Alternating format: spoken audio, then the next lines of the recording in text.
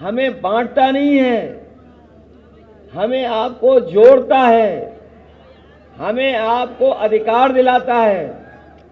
और ये बाबा साहब भीमराव अंबेडकर जी का जो संविधान है, यही हमें और आपको सम्मान दिलाता है। इसलिए संविधान को बचाना सबसे बड़ी लड़ाई हमें और आपको मिलकर के लड़ाई लड़नी है।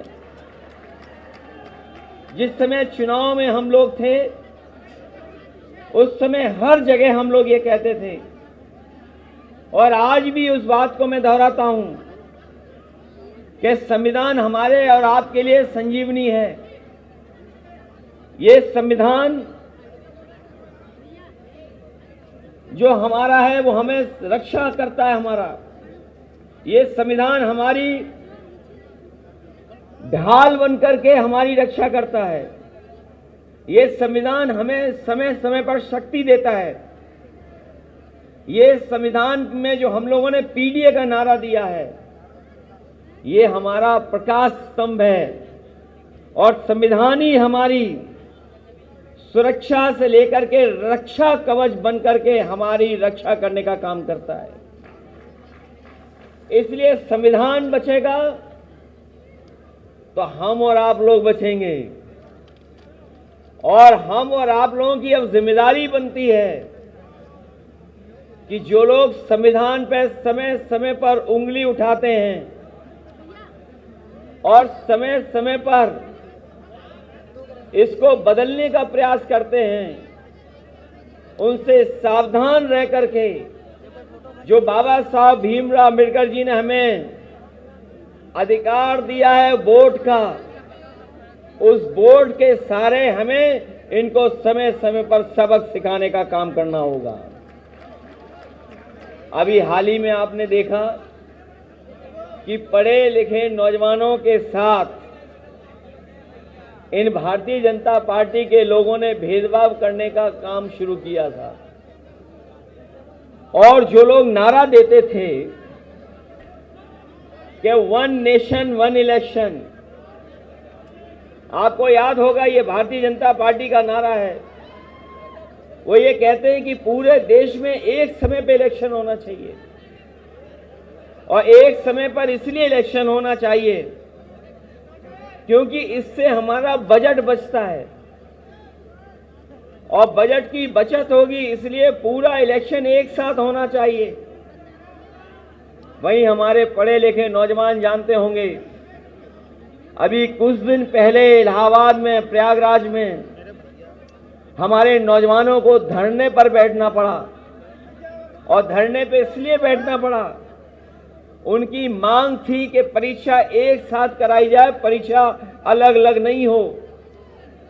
और मैं आपको याद दिलाना चाहता हूं, जिन नौजवानों ने अभी पुलिस की भर्ती देखी होगी, ये वही सरकार है जो रिकॉर्ड बना रही थी कि हम एक साथ कितनी परीक्षा करा सकते हैं। और वो जो परीक्षा कराई थी, हालांकि बड़े पैमाने पर वो परीक्षा में नौजवान पहुंच नहीं पाया।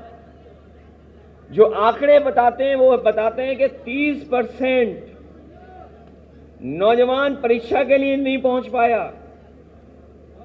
और जब परीक्षा देकर के आया तो बाद में पता लगा कि 30% तो उसमें क्वेश्चन ही गड़बड़ थे। ये हमारे नौजवान जानते होंगे जिन्होंने पुलिस की परीक्षा देखी होगी। और ये बीजेपी के लोग इसलिए करना चाहते हैं क्योंकि बीजेपी के एजेंडा में नौकरी नहीं है। बीजेपी के एजेंडे में नौकरी नहीं है। नौकरी होगी तो आरक्षण होगा, इसीलिए नौकरी नहीं देना चाहते हैं क्योंकि वो हमारा और आपका आरक्षण छीनना चाहते हैं। ये बात समझ में आई कि नहीं आई?